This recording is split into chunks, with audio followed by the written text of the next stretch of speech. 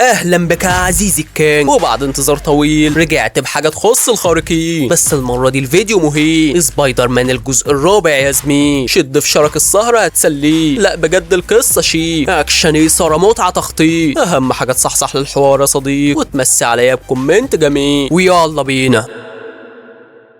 وبيبدأ الجزء الرابع من الفيلم ببيتر اللي بيكون شغال على تطوير البدلة بتاعته، ولسه لحد دلوقتي مش قادر ينسى اصحابه ولا حتى حبيبته ام جي. بيتر بيقول سبايدر مان مهمته صعبة، وانا عشان بحب اصحابي مرضتش اقرب منهم لاني مش عاوزهم يتأذوا بسببي، حتى لو انا مش هقدر اعيش من غيرهم. وفي الوقت ده بتجيله مهمة فبيبدأ يتحرك يا زميل، بيدخل على العصابة دي بيشنكل فيهم، ما بيسيب حد سليم. صاحبنا ده بيكون نازل على تحت فبينزل ينقذه، بيعلقه هو والرجالة بالشكل ده. اما دي فتبقى المحققة دي وولف، ودي بقى بتساعد سبايدر مان على طول. وللعلم يا زميلي هي ما تعرفوه. اما الحلوه دي بقى فتبقى جارة بيتر، يعني بتكراش عليه، ولكن هو مش فارق معاه لانه مش قادر ينسى حبيبته. بيرجع يعيش حياته روتينيه، وفي يوم بيواجه سكوربين، بينزلوا عجن في بعض، ولكن بيتر بيقدر عليه. وبعدها بيواجه مصاص الدماء ده، بيخلص وبيدخل على جماعه اليد نينجا محدش يقدر عليهم. الواد بتبهدل يعني في الجزء ده، وعشان بيساعد الحكومه فبيكرموه وبيدوا مفتاح المدينه. ولكن برغم كل الانجازات اللي بيعملها لسه برضه حزين على اصحابه، بس ما باليد يا حيله ما يقدرش يروح يتكلم معاهم. وفي يوم بيكون ماشي في الشارع وبيكلم دي وولف اللي بتقول له يا ابني انت كل حياتك شغل، ما تتجوز او صاحب. وبعدين انا مش عارفه ازاي بساعدك طول السنين دي، وانا اصلا ما اعرفش اسمك الحقيقي ولا شفت وشك ولا مره. بيقول لها مش مهم بقى سلام، عشان جالي انذار ان في نوش في المدينه. على طول بيروح يتحول وبيبدا الطيران اخينا، بيتنطط من المبنى ده للمبنى ده، وبيروح لعمنا ده اللي راكب دبابه وطايح بيها في المدينه. بيطير في عربيه الشرطه، ولكن المعلم سبايدر مان بيطير سلاح الدبابه، بيحدف عليكم بلتين شباك بينفجروا فيه ولكن ما بيعطلوهوش. الواد بيكمل تدمير في المدينه، وقبل ما يخبط في الاتوبيس السياحي ده بيكون سبايدر مان رابط شباكه في العمود ومثبت الدبابه. برضك الواد بيلف بالدبابه من الشارع التاني، وفجاه بيحضر المعلم فرانك وبيضرب صاروخ بيجي في بيتر. بيتر بيقول له ما تفتح يا عم انت في ايه؟ بيقول له يا عم وسع، عايز اضرب ابن الهرمه ده. مش هتوسع؟ طب خد يالا. فبيرجع عليه دي بيطيره من العربيه وبيقول له خليك هنا لحد ما ارجع لك. بيكمل هو مطارده مع ابو دبابه لحد ما بيوصل للمنشاه العسكريه دي، بس قبل ما الدبابه تدخل فيها بيكون بيتر خابطها بشباك ومثبت الشباك التانيه في المبنى ده، ومره واحده بيشقلبها. صحيح بتدخل جوه المبنى، ولكن بيتر بيحمي الناس. بيروح يفتح الدبابه وبينصدم لما بيلاقي الست الكبيره دي جواها. بيقول ازاي؟ وفجاه الروح اللي كانت لابسه الست بتنتقل للعسكري ده. بيتر بينصدم والست الكبيره بتفوق وبتقول انا فين، ومره واحده الروح بتتنقل من عسكري للتاني. بيتر بيروح وراها، وفي نفس الوقت بيكون ده السجن اللي فيه سكور، بيكون خلاص هيترحل، ولكن روح الشريره بتتنقل للعسكري ده. مش بس يا زميلي العسكري، لا ده كمان جزء منها بيتنقل لسكور. بيتر بيوصل وبيلاقي الطياره اتحركت، بيكون هيرمي نفسه ولكن بيتر بيلحقه. الواد بيقول له مش تسيبنا اتعرف عليك الاول. بيحاول يخترق عقله ولكن ما بيعرفش يا زميلي، بينصدم بس بيقول له مش مهم، المهم اني هفضل اطاردك طول ما انت بتطاردني. واجهز بقى المفاجاه اللي سايبها لك تحت. وفجاه القنبله اللي في الدبابه بتنفجر في المبنى كله، الروح بتختفي من الجندي وبيتر بينزل تحت يطمن على الناس. بيقابل دي وولف اللي بتقول له هو ايه اللي بيحصل؟ بيقول لها علمك او علم علوم، على العموم هفهم اللي بيحصل واكلمك.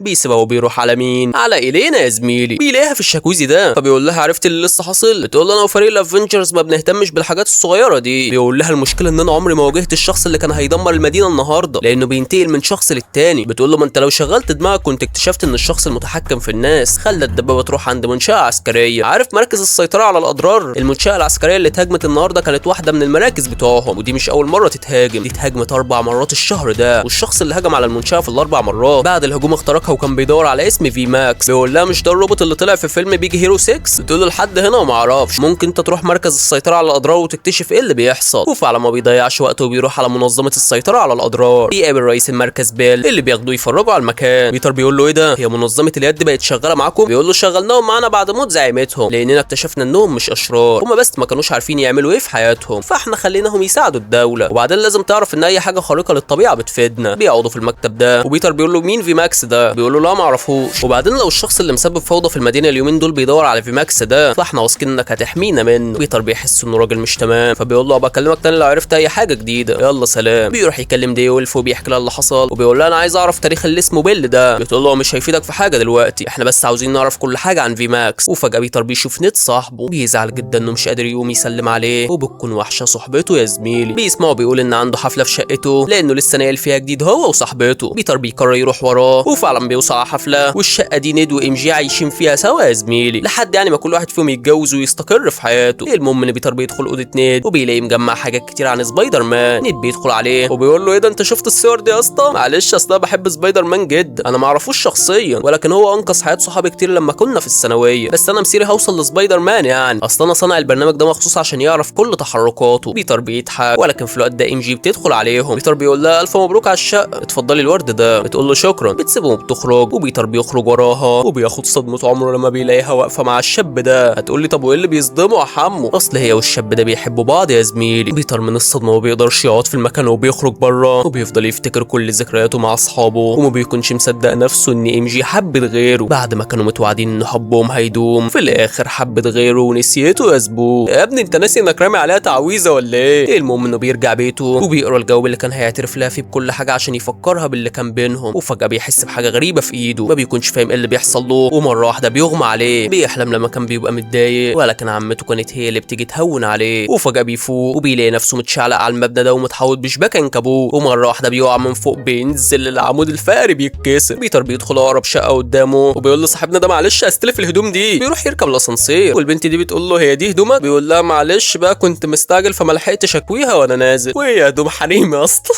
بيدخل شقته بيلاقيها مليانه شباك عنكبوت. المساعده بتاعته الاليه بتقول له انت جسمك الطاقه اللي فيه بقت اضعاف، واضح ان حصل لك كده بسبب انك تعرضت لصدمه، وعلى فكره دي حاجه بتحصل مع العناكب لما بيتعرضوا لصدمه، قوتهم بتزيد بشكل مش معقول. بيتر بيفهم اللي فيها وبيركب قاذف الشباك وبيفكر يضرب بيه، ولكن ايده ذات نفسها بيطلع منها شباك بتنطر القاذف. بينصدم والمساعده الاليه بتقول له انت خلاص ما بقتش محتاج الجهاز ده لان ايدك بقى فيها عضله زياده مخصصه لاطلاق الشباك. بيطلع على السطح يجرب قوته ولكن بيكتشف انه بقى سامع دبه النمله حرفيا. ما بيركزش وبيجرب الشباك ولكن ما بيكونش قادر يتحكم فيها يا زميلي.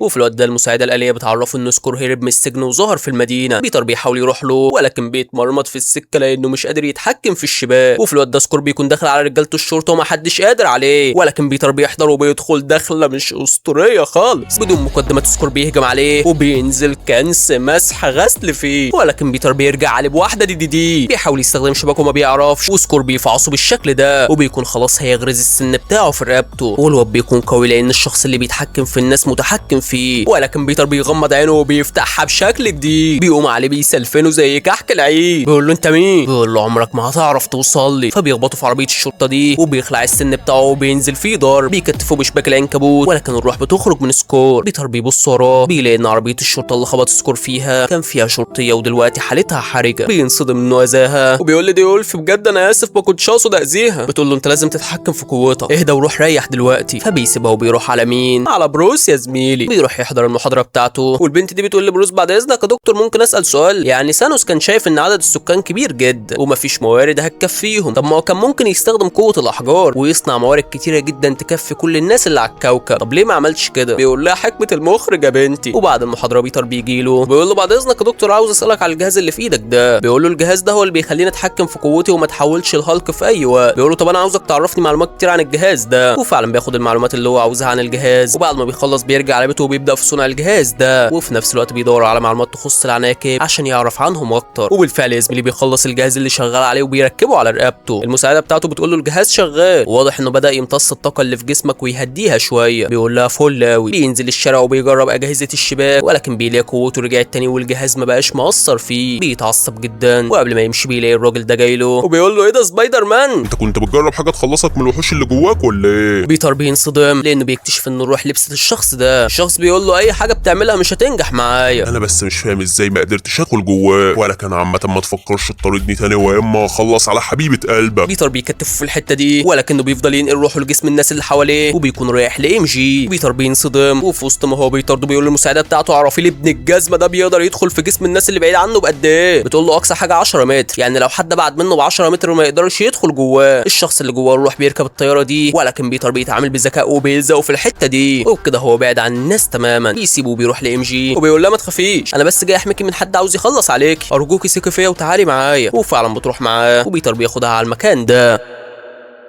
بتقول له هو مين اللي عاوز يقتلني؟ بيقول لها معرفوش. بتقول له لحظه واحده، انا وانت كنا نعرف بعض. بينصدم وهي بتفكره بكل اللي كان بينهم زمان. بتقول له شيل القناع، انا واثقه اني عارفاه. بيشيل القناع، فبتقول له ايوه انت بيتر. بيفرح جدا وبياخدها في حضنه.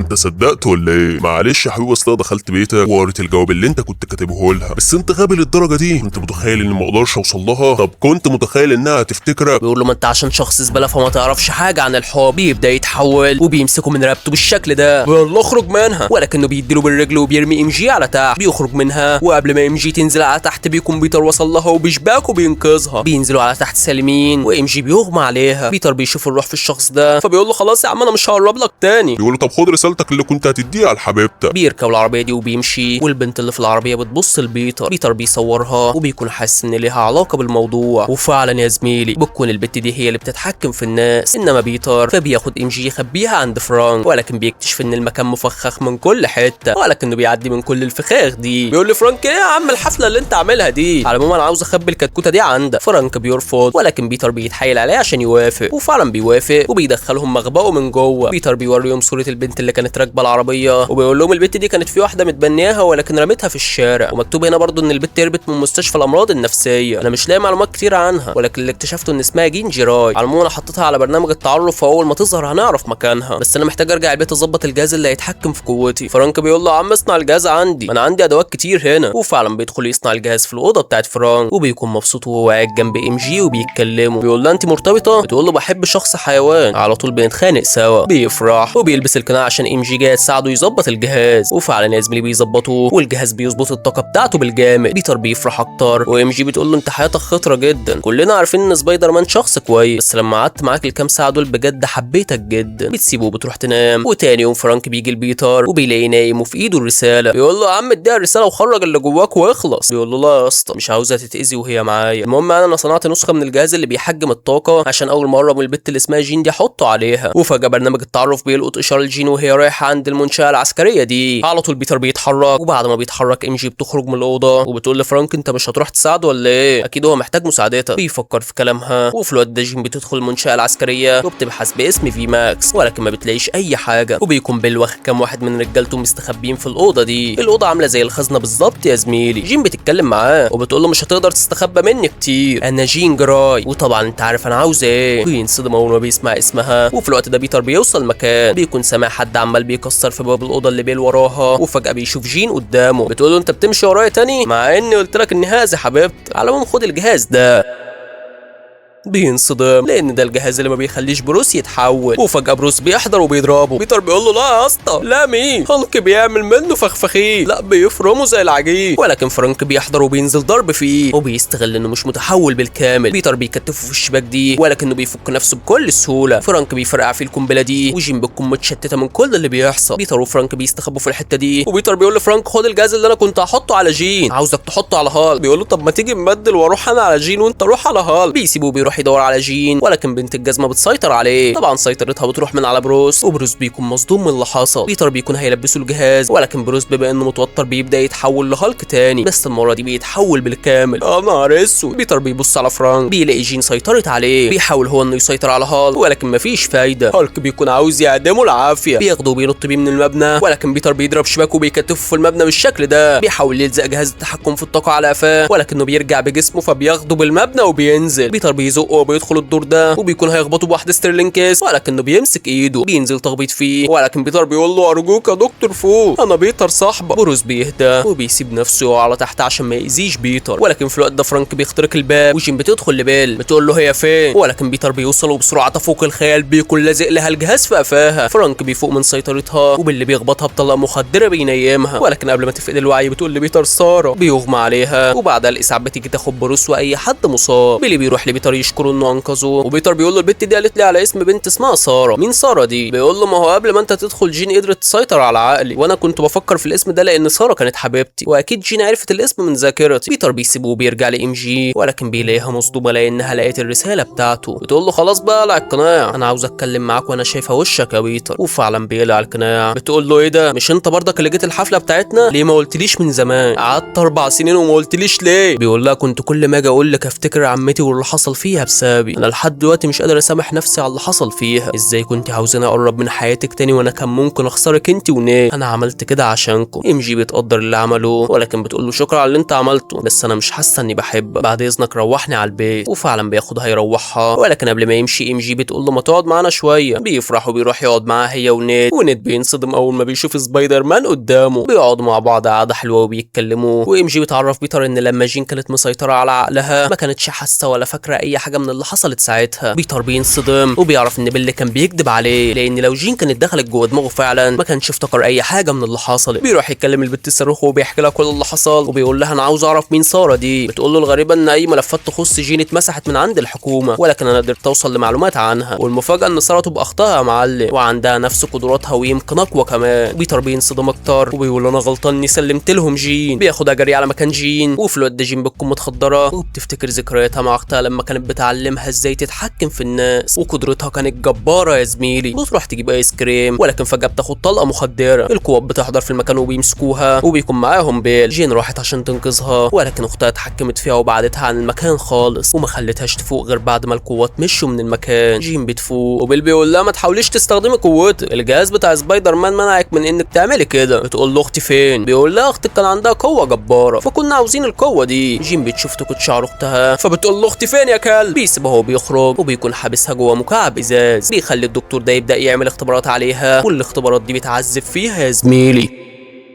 جيم بتقول لي بيل فين في ماكس؟ بيقول لها انا ما اعرفش ايه الاسم ده. بتقول له اختي قدرت تبعت لي رساله من خلال التخاطر فيها الاسم ده، وقالت تدوري عليه عشان توصلي لي. الواد ما بيسمع لهاش وبيخلي الدكاتره تعذب فيها عشان تختبر قوتها. وفي الواد ده بيتر بيوصل مكان بره والرجاله بيرفعوا عليه الاسلحه، فبيقول لهم ما بدهاش باسم الله. بيلفت من كل الرصاص وبيشبكوا بيطوحهم على الارض ما بيخلي فيهم قرطاس. بيقول للواد ده جين فين؟ وفي الواد ده جين وهي بتتعذب بتبص في السقف وبتلاقي كلمه في ماكس. بتعرف ان اختها كانت بتتعذب هنا، وبتعرف برضو ايه اللي حصل لاختها. فبتقول لي بيلي يعني اختي كانت هنا وما خرجتش من الاوضه دي؟ معنى كده انك قتلتها يا كلب. بتغضب وقوتها بتفضل تزيد لحد ما بتقدر تسيطر على تلتين المدينه. فرانك ما بيكونش فاهم ايه اللي بيحصل، وبيشوف الحاجز اللي الناس محبوسه جوه ومتسيطر عليهم. وفي الوقت ده بيتر بيكون رايح لجين ولكنها بتحس بوجوده. وبيتر بيكلمها من خلال عصابه اليد وبيقول لها انا جاي انقذك وانا اسف ما كنتش اعرف اللي حصل لاختي. بتقول له انا مش محتاجك تنقذني، وبتخلي عصابه اليد دي يهجموا عليه تاني. طب تعالوا. الواد بيدخل عليهم ما بيعتمدش حد فيهم يا خاله، بيفخم عليهم على الاخر ووسع عدو التاخر، ولكنهم بيستخدموا ضده اسلحه مخصصه لقوته حرفيا بالسياح الشباك بتاعته. جيم بتقول له حتى الحكومه اللي انت كنت بتساعدهم كانوا صانعين اسلحه مخصصه ليك عشان يقدروا يحاربوك بيها، الناس دي ما بتبقاش على حد يا غبي. بيتر بيفضل يحارب فيهم ولكن ما بيكونش قادر عليهم بسبب الاسلحه اللي معاهم. وفي الوقت ده جيم بتكون رافعه الازاز على بيل عشان تخلص عليه، وهي بتتكلم معاه بتكلم بيتر برضه وبتقول له العالم ده ما يستحقش انك تنقذه. ولكن بيتر بيفتكر كل حبايبه اللي ماتوا واللي لسه عايشين وانهم يستحقوا التضحيه يا زميلي. طب لو انت مكانه هتعمل ايه؟ بيشيل الشريحه اللي حاكمه القوه بتاعته وبيبدا عليهم يفوق. الواد ده بيكون نازل عليه فبيصد بشباكه يا زوج اطلع قد فوق. قوته بتتعزز بالجامد فبيدخل يغزغز فيهم ما بيسمع عليهم يا حامد. بيطير في الهواء وبينزل عليهم كلهم بلفه من شباكه وبيكتفهم. بيطلع على فوق تاني وبيدخل الاوضه اللي فيها جين. في نفس الوقت بيكون فرانك على السطح ده وبيجهز القناصه بتاعته عشان يخلص على جين بيها، انما بيطر فبيقول لجين انت مش زي الكلب ده بلاش تقتليه سيبيه والحكومه هتحاسبه. بتقول له ارجع واما اخلص عليه، انا ما عرفتش ادخل جوه عقلك قبل كده ولكن انا دلوقتي بقيت اقوى من الاول بكتير. بيتر بيسمح لها تدخل جوه عقله، وجين بتشوفه لما كان بيقعد متضايق وعمته هي اللي كانت بتهون عليه. بتتكلم مع جين وبتهديها هي كمان، وفعلا جين بتبدا تهدى. بيتر بيظهر لها وبيقول لها انك تخسري شخص بتحبيه دي حاجه صعبه جدا، ولكن برضك مش صح اللي انت بتعمليه دلوقتي، ولو انت مش معاكي حد في حياتك فانا موجود وهفضل معاكي دايما وهساعدك تتخطي المرحله دي. وفجاه بيشوف الطلقه بتاعت فرانك وهي جايه عليها فبيلفها وبياخد الطلقه مكانها. كل الناس اللي تحت سيطرتها بتفوق، وجين بتكون مرعوبه على بيتر. بتقول له ما تخافش مش هيجرى لك حاجه.